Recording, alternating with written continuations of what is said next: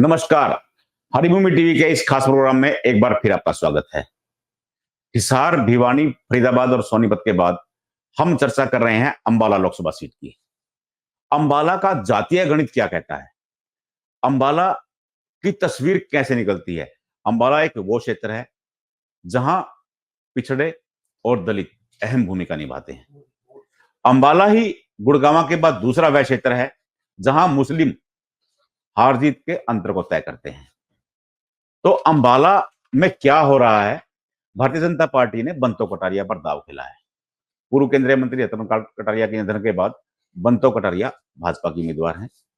वहीं कांग्रेस ने पूर्व प्रदेश अध्यक्ष व वर्तमान में विधायक वरुण चौधरी या वरुण मौलाना कह सकते हैं, उन्हें मैदान में उतारा है। बसपा के पवन भी मैदान में है। अंबाला का जातीय गणित क्या करता है, यही जानने के लिए आज हमारे साथ हैं जाने माने जातीय गणितज्ञ जोगेंद्र कथुरिया व अंबाला से वरिष्ठ शिक्षाविद धर्मवीर। नमस्कार। सबसे पहले तो मैं आपको अंबाला जो लोकसभा के जातिगत आंकड़े बताने से पहले एक बात बताना चाहता हूं। अंबाला हरियाणा की एक ऐसी सीट है जहां सबसे कम जाट जाति के मतदाता हैं। केवल 6.8% जाट जाति के मतदाता हैं। वैसे हरियाणा को जाट बाहुल्य राज्य माना जाता है और अंबाला लोकसभा में केवल 6.8% जाट मतदाता है। यदि हम ओवरऑल जनरल कैटेगरी के मतदाताओं की बात करें तो लगभग अंबाला में 45% जनरल जाति के मतदाता हैं। जाट जाति के मतदाताओं की संख्या तो मैंने आपको पहले ही बता दी। इसके बाद 8.67 ब्राह्मण जाति के मतदाता हैं। जट सिख 5.8% है। मुस्लिम 2.7% है। पंजाबी मतदाताओं की अच्छी खासी तादाद है। अंबाला लोकसभा में 9.5%। महाजन या वैश्य समाज की बात करें तो 5.88% यहाँ बनिया समाज के वोट हैं और 4.7% यहाँ राजपूत समाज के वोट हैं। ये ओवरऑल हम बात कर रहे हैं अंबाला लोकसभा की। इसके बाद यदि हम ओबीसी कैटेगरी की बात करें, ओबीसी जाति के मतदाताओं की बात करें तो 28.27% यहाँ ओबीसी कैटेगरी के मतदाता हैं, जिनमें 5% सैनी मतदाता, 4% गुर्जर मतदाता और 2% मुस्लिम मतदाता प्रमुखता से हैं।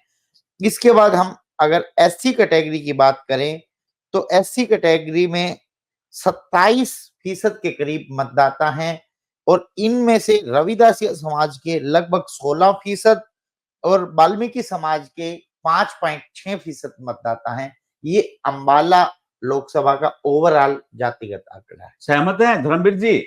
आप कथुरिया जी के जो डाटा बता रहे हैं, जातिगत जो आंकड़ा बता रहे हैं अंबाला सुरक्षित का, वो आप उससे सहमत हैं कि ये डाटा यही है? जी जी, डाटा लगभग वही है। मुझे थोड़ा ब्राह्मण मतदाताओं पे थोड़ा सा मुझे डाउट है कि ब्राह्मणों की संख्या शायद इससे कुछ कम है यहाँ पे। जी, और जी, जी। जो मुस्लिम्स का आंकड़ा ठीक है, सैनी भी जो है लगभग 5% के आसपास है और एससी का आंकड़ा बिल्कुल एक्यूरेट है कि एससी में जो है वाल्मीकि और जो हरिजन जिनको हम बोलते हैं, तो एससी और बी का वो लगभग परसेंटेज इतना ही है। तो हम लोग ये जानने के लिए हम लोग विधानसभा वाइज पूछ लेते हैं कथुरिया जी के पास। इनके पास तो पूरा भंडार है जातिगत आंकड़ों का। तो अगर हम अंबाला विधानसभा का पूछे आपसे, हम सबसे पहले मैं शुरुआत करूंगा कालका विधानसभा से, क्योंकि सबसे पहली विधानसभा शुरुआत पंचकुला जिले की 2 विधानसभा सीटें दोनों ही अंबाला लोकसभा में आती हैं।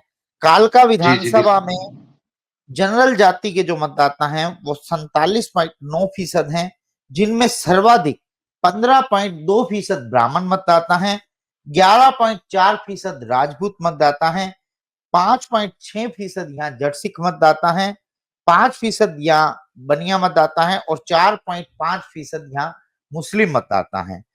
ओबीसी कैटेगरी की यदि हम बात करें तो यहाँ पर 29.5% कालका में ओबीसी कैटेगरी के मतदाता हैं, जिनमें से 12.32% तो गुर्जर और 3.1% सैनिक कम्युनिटी के मतदाता हैं।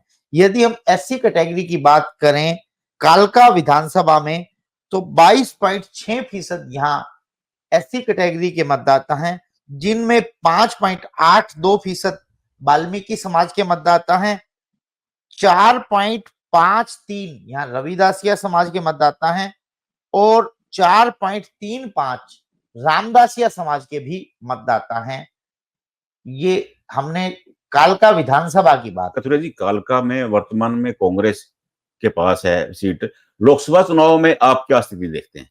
देखो, कालका में जो एज पर जो जातीय समीकरण दिखाता है, एज पर और जो यहाँ के लोगों का मूड है, जो अर्बन एरिया है मैक्सिमम भाजपा की तरफ एज दिखाई दे रहा है और जो साइलेंट वोट्स है, जो कांग्रेस का वोट है वो बोल रहा है, जैसे अपने हरियाणवी भाषा में बोलते हैं बाजना वोट।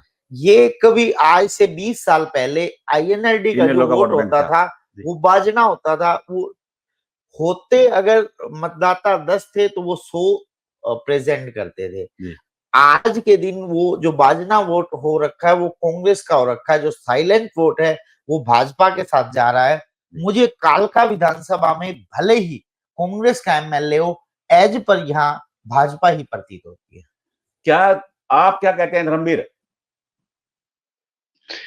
जी बिल्कुल, अभी आपसे कुछ देर पहले मेरी बात भी हो रही थी, तो अर्बन एरिया में तो नो डाउट बीजेपी अभी शायद सारी जितनी अर्बन एरिया से अंबाला लोकसभा की, तो बीजेपी एज में है। उसकी दो वजह है कि एक तो बीजेपी संगठन के तौर पे जो है पिछले काफी समय से काफी सुदृढ़ है, और दूसरा जो है आरएसएस का जो एक उनका अपना जो ढांचा है वो बीजेपी के लिए जो है वो बड़े प्लानिंग के साथ जो है वो काम करता है। तो इसलिए शहरों में तो पूरे, चाहे आप कालका ले लीजिए, पंचकुला है, अंबाला शहर है, अंबाला कैंट है और जगाधरी भी इसमें एक आता है। तो जो बड़े शहर या हम जिसको वो कहेंगे कस्बे, तो वो इनमें जो है बीजेपी आज की तारीख में जो बीजेपी का एज दिखता है। लेकिन जो ग्रामीण वोटर है, जो गांव में जो है कांग्रेस, मुझे लगता है कि बीजेपी पे कहीं ना कहीं एक बढ़त की स्थिति में है। उसकी कई वजह हो सकती है कि कांग्रेस का एक जो परंपरागत वोट बैंक है दलितों में वो एक है, दूसरा किसान आंदोलन के चलते बीजेपी का जो गांव में जो विरोध लंबे समय से हो रहा है, खासकर जो किसान मतदाता है, चाहे वो राजपूत हो, किसान हो, चाहे जाट किसान हो या सैनियों में भी, इवन जो है भले ही बीजेपी ने जो है वो सैनी को मुख्यमंत्री के तौर पर प्रोजेक्ट उसको मुख्यमंत्री बना दिया हो, बट बावजूद उसके जो है मुझे लगता है कि इवन नैब सिंह सैनी का जो हल्का है जो पुराना नारायणगढ़, वहां भी मुझे लगता है कि किसानी वोट जो है कांग्रेस के साथ है। जी, अगली सीट पे आते हैं धर्मवीर, हम लोग पंचकुला पे। अब हम पंचकुला की बात करते हैं। पंचकुला में 59.7% जनरल कैटेगरी का मतदाता है, जिसमें बनिया 14.3%, ब्राह्मण 11.9%, पंजाबी 9.7%, जाट कम्युनिटी के मतदाता 6.8%, राजपूत 6.2%, जटसिख 5.6% और मुस्लिम 5.2%। यदि ओबीसी कैटेगरी की बात करें तो यहाँ पर 16.6% ओबीसी कैटेगरी के मतदाता हैं, जिनमें से गुर्जर 5.9% और सैनी 3.5% प्रमुखता से हैं। उसके बाद एससी कैटेगरी में 23.7% टोटल मतदाता हैं, जिसमें से 11.7% अकेले रविदासिया समाज के मतदाता हैं और 8% यहाँ वाल्मीकि समाज के भी मतदाता हैं। पंचकुला जैसे शहरी सीट है, यहाँ हरियाणा के जो प्रशासनिक अधिकारी सबसे ज्यादा यहीं रहते हैं और जो सरकार का एक प्रशासन पर दबाव भी होता है, उस तरह से जो प्रशासनिक अधिकारी है वो सरकार की तरफ जाना चाहते हैं। मुझे लग रहा है पंचकुला में भी एज भाजपा के पास ही रहेगा।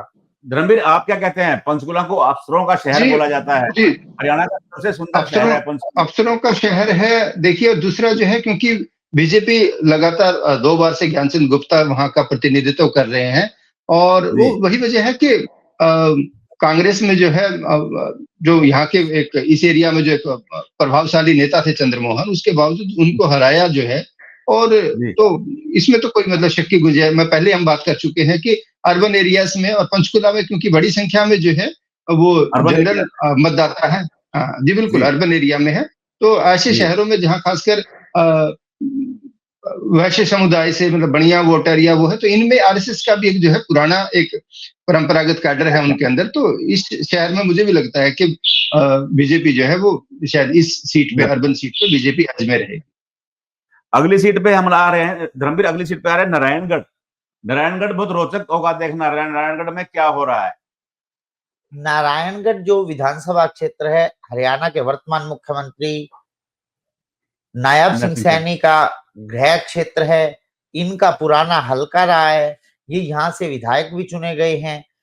अब मैं बता दूं, नारायणगढ़ में 34.8% जनरल जाति के मतदाता है, जिनमें से 10.23% जाट जाति के मतदाता हैं। 6.1% यहाँ ब्राह्मण मतदाता है, 5.67% यहाँ राजपूत मतदाता हैं। जट सिख मतदाताओं की तादाद 4.25% है। महाजन मतदाता बनिया समाज के जो मतदाता हैं 3.46%, पंजाबी जाति के मतदाता 2.8% और मुस्लिम 2.2%। यदि हम ओबीसी कैटेगरी की बात करें, ओबीसी कैटेगरी में 11.57 जो कि हरियाणा के मुख्यमंत्री नायब सिंह सैनी की जाति है, उस जाति के सैनी जाति के मतदाताओं की 11.57%। गुर्जर समाज जो रामकिशन गुर्जर जी, शैली चौधरी जी जो यहाँ से संबंध रखते हैं, फिलहाल विधायक भी हैं शैली, और उनके समाज के 7.64%। उसके बाद लबाना समाज 3.92%। उसके बाद लुहार समाज, पंचाल समाज 3.15 और कश्यप समाज 3.14% मतदाता हैं। यदि हम एससी कैटेगरी की बात करें तो 30.1% यहाँ एससी कैटेगरी के मतदाता हैं, जिनमें सर्वाधिक रविदासिया समाज के 21.03% और वाल्मीकि समाज के 4.93% मतदाता हैं। आप इस सीट पे एज पे किसको मान रहे हैं? मुख्यमंत्री का हल्का है, मुख्यमंत्री का गृह क्षेत्र है, मुख्यमंत्री की साख जुड़ी हुई है जी। और जो ओबीसी कैटेगरी का जो मतदाता है वो आज की डेट में भाजपा का कोर वोट बैंक है। यहाँ ओबीसी कैटेगरी के मतदाताओं की अच्छी खासी तादाद है और ओवरऑल पूरे प्रदेश में जो सैनी समाज के मतदाता हैं उनका एक बहुत बड़ा ब्लॉक एक मुश्त होकर भाजपा की तरफ जा रहा है। वो नायब सिंह सैनी जी के मुख्यमंत्री बनने के बाद खुश नजर आ रहा है। ओवरऑल ओबीसी में तो इतना बड़ा प्रभाव नहीं हुआ, ओबीसी पहले ही बीजेपी का वोट बैंक था। मुझे आज भी जो लगता है कि जो भाजपा की स्ट्रेटजी थी नायब सिंह सैनी को मुख्यमंत्री बनाना और मनोहर लाल खट्टर जी को मुख्यमंत्री पद से हटाना, यही एक बड़ी वजह थी कि वो अपने वोट बैंक को केवल बचाना चाहते थे जो खिसक रहा था। इसलिए ओबीसी चेहरे को मुख्यमंत्री बनाया गया और ओबीसी पर दांव खेला गया। आज भी जो एज है नारायणगढ़ विधानसभा में, भले ही यहाँ कांग्रेस की एमएलए हो, परंतु एज पर मैं यहाँ भी भाजपा को ही रखूं। धर्मवीर, कृषि प्रधान माना जाता है नारायणगढ़ सीट को, किसान लगातार आंदोलन कर रहे हैं, आप सहमत हैं जोगेंद्र जी जो बता रहे हैं? नहीं, इस सीट को लेके मैं जोगेंद्र जी से मेरी असहमति है, क्योंकि सिर्फ मुख्यमंत्री बनाना एक इतना बड़ा फैक्टर नहीं है। क्योंकि देखिए सत्ता में नारायणगढ़ की हिस्सेदारी तब भी थी जब नायब सिंह सैनी जो है वो मुख्यमंत्री थे, विधायक थे, मंत्री भी रहे, जो है खनन मंत्रालय और उनके पास एक दो मंत्रालय और भी रहे। तो उस समय भी जो है इस हल्के में काम करवाने को लेके तो, और नायब सिंह सैनी को तभी से जो है मुख्यमंत्री को, जो पूर्व मुख्यमंत्री मनोहर लाल है, उनका बहुत करीबी माना जाता था जी। लेकिन उसके बावजूद अगले इलेक्शन में नायब सिंह सैनी को बुरी तरह हारना जी। उसके बाद जब वो कुरुक्षेत्र से सांसद बन गए तब भी उनके पास एक मतलब ओहदा था और ये भी उम्मीद जताई जा रही थी कि शायद हरियाणा से अगर किसी को केंद्रीय मंत्रिमंडल में शामिल किया जाएगा तो शायद नैब सिंह सैनी को मौका मिले। हालांकि बाद में रतनलाल कटारिया को जलापूर्ति राज्य मंत्री बनाया गया मोदी सरकार में, तो उस समय भी लेकिन ये उम्मीद थी कि शायद नैब सिंह सैनी को बनाए, क्योंकि उनका संघ में भी और मनोहर लाल खट्टर के साथ भी बहुत नजदीकी एक संबंध था। लेकिन बावजूद उसके उनकी पत्नी को जो है वहां से एक पंचायत समिति जिला परिषद तक का इलेक्शन हारना पड़ा। तो ये लोगों की उनके प्रति नाराजगी है। दरअसल इस एरिया में खनन एक बहुत बड़ा मुद्दा है, और नैब सिंह सैनी जब मंत्री थे तो तब भी जो है बहुत लोगों ने अवैध खनन के और दूसरे जो है जो ढुलाई के लेके जो गांव से रास्ते हैं, यहाँ खनन को लेके कई तरह की समस्याएं हैं, और उसमें किसानों को। मैं आपको रोकूंगा, मंत्री और मुख्यमंत्री में बहुत अंतर हो जाता है। नहीं, आपकी बात से मैं सहमत हूं कि अंतर है, लेकिन वो उसकी सिर्फ उसका एक समुद्र देखिए। अब दूसरी भी देखिए कि इस विधानसभा में गुज्जर जो है वो सैनियों से बहुत कम नहीं है। 7 और मेरे ख्याल से 11% का भी, जैसे जोगिंदर जी बता रहे थे कि 7% गुज्जर है और 11% के करीब सैनी है ओबीसी में। तो अगर हम इस बात पे वो करें तो गुर्जर वोट जो है वो लंबे समय से रामकिशन गुर्जर के साथ खड़ा रहा है, उनको भी जिताया, उनकी पत्नी को भी जिताया। तो सिर्फ इस एक छोटे से एक ओबीसी के 4% के अंतर से, और उसमें मैं पहले भी बता रहा था कि इस एरिया के किसानी के अंदर जो नाराजगी है उसके चलते सारा वोट जो है वो सिर्फ जाति के आधार पर नहीं जाएगा। जातिगत सेंटिमेंट होते हैं लोगों में, लेकिन बावजूद उसके जो किसान आंदोलन का एक प्रभाव है और उसका जो विरोध जो जगह जगह देखने को लग रहा है, तो मुझे है कि जो एक गैप है सैनी और गुज्जर की संख्या में, उतना वोट मुझे लगता है किसान आंदोलन के चलते वो बीजेपी से कटेगा। तो इसलिए सैनी वोट के सहारे मैं एज नहीं दे सकता उसको, क्योंकि इस एरिया के अंदर जो मुस्लिम वोटर है वो सडोरा के साथ लगता है, काले आम के साथ लगता है, वो सारा वो वोटर कांग्रेस के साथ जाएगा। दलितों के अंदर मैं अभी भी कहता हूँ कि खासकर हरिजनों के अंदर एक हिस्सा बीएसपी को जाएगा, तो वो एक बड़ा हिस्सा कांग्रेस को आएगा, वो बीजेपी को नहीं जाएगा। हरिजन मतदाता वाल्मीकियों का एक हिस्सा जा सकता है, लेकिन हरिजनों का हिस्सा बीएसपी और अब कांग्रेस में ही जाएगा, बीजेपी में बहुत कम जाएगा। इस वजह से मैं तो मानता हूं कि इस इलाके में इस चुनाव के अंदर भी कांग्रेस जो है वो एज पे रहेगी। अगली सीट है हमारे पास जगाधरी। जगाधरी यमुनानगर जिले की सीट है, जहां पर कंवल पाल गुर्जर जी लगातार 2 बार विधायक भी बने हैं और मंत्री भी बने हैं। अभी वर्तमान में भी वो मंत्री हैं और पहले शायद डिप्टी स्पीकर भी रहे हैं ना इससे पहले। हाँ जी, और यहाँ पर जनरल कैटेगरी के मतदाताओं की बात करें तो 37.8% यहाँ जनरल कैटेगरी के मतदाता हैं, जिनमें 9.2% पंजाबी मतदाता, 8% यहाँ बनिया मतदाता, 5.2% ब्राह्मण मतदाता और 4.8% यहाँ जट सिख मतदाता हैं, 5.8 यहाँ जाट जाति के मतदाता, 3% यहाँ मुस्लिम मतदाता हैं और 1.2% यहाँ राजपूत मतदाता हैं। यदि ओबीसी कैटेगरी की बात करें तो 7.5% यहाँ पर गुर्जर मतदाता हैं। ओवरऑल 39.4% यहाँ ओबीसी कैटेगरी के मतदाता हैं, 4.2% यहाँ छिंवर समाज के मतदाता हैं, 11.6।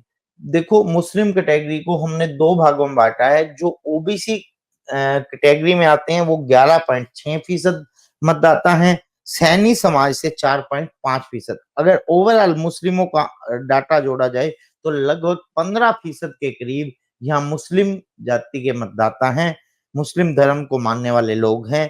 सैनी 4.5% ओबीसी समाज में। यदि एससी कैटेगरी की बात करें तो यहाँ 22.8% एससी कैटेगरी के मतदाता हैं, जिनमें 18% के करीब रविदासिया समाज के मतदाता हैं और 3% यहाँ वाल्मीकि समाज के मतदाता हैं। यहाँ भी अगर बात करूं, मुझे जगाधरी का जो एज शहरी क्षेत्र में तो भाजपा के फेवर में और ओवरऑल जो ग्रामीण क्षेत्रों में जो एज पर मुझे कांग्रेस दिखाई दे रही है। ओवरऑल अगर कंक्लूजन निकालेंगे तो जगाधरी में भी ओवरऑल जो एज आएगा वो कांग्रेस के पक्ष में आएगा। धर्मवीर, आप सहमत हैं? एक बड़ा मुस्लिम वोट मुझे लगता है जगाधरी में कांग्रेस लीड करेगी, क्योंकि उसकी जैसे अभी कथुरिया जी बता रहे थे कि एक तो मुस्लिम वोटर सारा का सारा एकजुट है और जी। शहर में भले ही बीजेपी और आरएसएस का प्रभाव होने के चलते शहरी वोटर उसके इन्फ्लुएंस में हो, लेकिन जी। जगाधरी में जो विकास कार्यों के नाम पे देखे तो कुछ नहीं हुआ है पिछले 10 सालों में। अभी एक हॉस्पिटल जो है यहाँ पे बना है, लेकिन हॉस्पिटल में डॉक्टर्स नहीं है, सड़कों की बुरी हालत है, और सबसे बड़ा यहाँ एक मुद्दा है अवैध खनन का। पूरे यमुनानगर एरिया की ग्रामीण सड़कें जो है वो खनन के व्हीकल्स की वजह से टूटी पड़ी है। लोग थोड़े-थोड़े समय बाद गाँव के लोग इन व्हीकल्स को रूट डाइवर्ट करने को लेके आंदोलन करते रहे हैं यहाँ पे। तो इस वजह से जो है वो बीजेपी का जो पिछली बार वोट मिला था, उसकी वजह से वो बीजेपी का वोट इस बार मुझे नहीं मिलता दिख रहा है। तो इसलिए ओवरऑल एज की अगर बात करें तो इस सीट पे भी मुझे लगता है कांग्रेस जो है वो लीड ले सकती है। हमारी अंतिम सीट है यमुनानगर। यमुनानगर में आज भी भाजपा के विधायक हैं, और जो जनरल जाति के मतदाताओं की बात करें तो सबसे ज्यादा 24.1% यहाँ पंजाबी जाति के मतदाता हैं, और 7.5% यहाँ मुस्लिम जाति के मतदाता हैं, 7.2% यहाँ ब्राह्मण जाति के मतदाता हैं, 4.6% जट सिख, 3.3% यहाँ जाट मतदाता है, 2.9 बनिया मतदाता है, 2.2 यहाँ राजपूत मतदाता है। यदि ओबीसी कैटेगरी की बात करें तो टोटल ओबीसी कैटेगरी के 19.2% मतदाता हैं, जिनमें 4% कम्बोज मतदाता है, 2% सैनी मतदाता है, और 2% यहाँ छिंबर समाज के मतदाता हैं। यदि अगर हम बात करें एससी कैटेगरी की, एससी कैटेगरी के टोटल 28.6% मतदाता है, जिनमें रविदासिया समाज के 14.1%, वाल्मीकि समाज के 6%, और यहाँ जो प्रवासी वोटर्स हैं वो 7.2% हैं, जो अच्छी खासी तादाद है। प्रवासियों की भी मुझे यहाँ एज पर भाजपा दिखाई देती है, कि जो भाजपा का कोर वोट बैंक है वो पंजाबी, बनिया, ब्राह्मण, उनकी अच्छी खासी तादाद है। मार्जिन कम रहेगा, परंतु एज पर यहाँ यमुनानगर जो है वो भाजपा ही रहेगी। धर्मवीर, आप सहमत हैं कथुरिया जी जो कह रहे हैं? बिल्कुल, क्योंकि प्रवासी वोटर देखिए वो बीजेपी के साथ है, और उस वजह से मुझे लगता है कि बाकी पार्टियों कमजोर रहेगी, और शायद बीजेपी के एज होने की वजह प्रवासी वोटर रहेगा, क्योंकि यूपी का वोटर है वो राम मंदिर को लेकर, इन चीजों को लेकर बीजेपी से काफी जुड़ाव अभी भी महसूस करते हैं। राम मंदिर का जो प्राण प्रतिष्ठा कार्यक्रम हुआ, तो उसमें पूरे यमुनानगर जिले में, जगाधरी और यमुनानगर में अगर कहीं कोई कार्यक्रम आयोजित करने वाला था तो सारी ये प्रवासी सभाएं थी। तो इस वजह से मुझे लगता है कि वो वोटर, चाहे वो यूपी सरकार के आदित्य योगीनाथ के चलते, राम मंदिर के चलते, बीजेपी से अटैच है आज की तारीख में। और यहाँ पे जो है एक दिलबाग सिंह, क्योंकि इनेलो के विधायक रहे हैं, तो उनकी वजह से एक जो एंटी बीजेपी जो वोट बैंक है वो दो हिस्सों में बटेगा, कांग्रेस और कुछ इनेलो को भी उसमें जो है वो जाएगा। तो इसलिए भी बीजेपी को इस सीट पे फायदा होने की वजह से फायदा होगा, क्योंकि विपक्ष का वोट जो है वो बटेगा एक से ज्यादा जगह पे। धर्मवीर, तो इसलिए ओवरऑल धर्मवीर, मैं आपसे एक बात और जानना चाह रहा हूँ, वहां बसपा और इनेलो किसका खेल बिगाड़ेंगी? क्योंकि वहां बड़ा रोचक हो रहा है कि जो बसपा वोट लेगी वो किसका लेगी, और इनेलो वो किसका लेगी, क्योंकि दोनों कांग्रेस का बड़ा वोट बैंक अपने कब्जे में करने की तैयारी में है। देखिए, इनेलो का वोट जो है वो यमुनानगर के अलावा कहीं बहुत ज्यादा इनेलो का वोट बैंक बचा हुआ नहीं है। हाँ, इनेलो से ज्यादा बीएसपी के पास है, क्योंकि बीएसपी का जो दलित मतदाता है वो सिर्फ कांसीराम के नाम पे आज भी बीएसपी से जुड़ा हुआ है। हाँ, वो ये नहीं देखता कि मायावती मतलब कि यूपी में वो कैसे इलेक्शन लड़ रही है, या सेंटर में वो किसको डायरेक्ट इनडायरेक्ट सपोर्ट कर रही है। उनका सीधा सा ये है कि हम लोगों की अपनी एक पार्टी है। हाँ, वो उन लोगों का एक मतलब एक इमोशनल अटैचमेंट है कि ये हम लोगों, ये दलितों की पार्टी है। उस वजह से जो है वो बीएसपी के पास एक वोट जाएगा। छछरौली, सढौरा और जगाधरी, ये 3 सीट ऐसी है जहां पे बीएसपी का ज्यादा प्रभाव है, और यहाँ पे जो वोट जाएगा तो नो डाउट वो एंटी बीजेपी वोट में से ही एक हिस्सा जो है वो बीएसपी के साथ जाएगा। तो वो कांग्रेस का वोट बैंक ही जो है कम होगा। तो इसलिए यहाँ, क्योंकि पिछले इलेक्शन में भी जो बीएसपी के प्रत्याशी थे, तो अकरम खान के हारने की पिछली बार नहीं तो अकरम खान पिछली बार भी एक मजबूत स्थिति में थे, लेकिन बीएसपी का जो कैंडिडेट था तो उनको ठीक ठाक वोट हासिल हुआ, इस वजह से जो है वो अकरम खान पिछली बार हारे। तो इस बार भी जो है बीएसपी का देखना होगा कि कितनी वोट लेके जाते हैं, वो भी वरुण की जो है हार जीत पे असर डाले। हाँ जी, अंबाला की तस्वीर लगभग साफ है। एक और अफसरों के शहर पंचकुला में भाजपा एज पर नजर आती है, अंबाला शहर, अंबाला सिटी में उसे फायदा नजर आ रहा है, वहीं मौलाना में, सढौरा में कांग्रेस फायदे में नजर आ रही है। यह देखना अभी रोचक होगा कि अगले 20 दिनों में कांग्रेस व भाजपा क्या क्या दाव चलती हैं, क्योंकि चुनाव में राजनीतिक दांवपेच अहम भूमिका निभाते हैं। जिसका दाव अच्छा लगा वही विजेता होगा। आपको यह हमारा वीडियो कैसा लगा, लाइक करें, कमेंट करें। आपके कमेंट हमारा मार्गदर्शन करता है। अगर आपको वीडियो पसंद आया तो सब्सक्राइब करें, शेयर करें। नमस्कार।